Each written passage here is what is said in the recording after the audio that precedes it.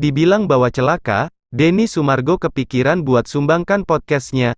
Artis Denny Sumargo angkat bicara usai podcast miliknya dianggap bawa celaka. Dia tidak memungkiri sempat sedih. Gara-gara ada berita itu aku juga sedih. Aku tanya ke istriku, yang aku katanya nggak boleh podcast lagi. Gimana? Kata Denny Sumargo di akun YouTube Star Pro Indonesia yang diunggah belum lama ini.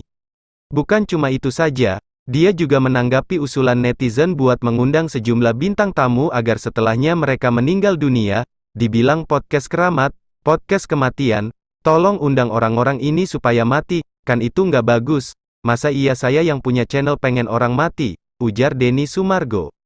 Denny Sumargo menjelaskan sejatinya dia membawa beban yang berat, apalagi banyak orang yang menitip pesan dan wasiat lewat podcastnya, saya terpukul dan sedih loh. Banyak yang singgah di podcast saya, kasih pesan dan wasiat, saya sedih loh, saya secara batin ikut terlibat, mental saya jadi down juga, tuturnya.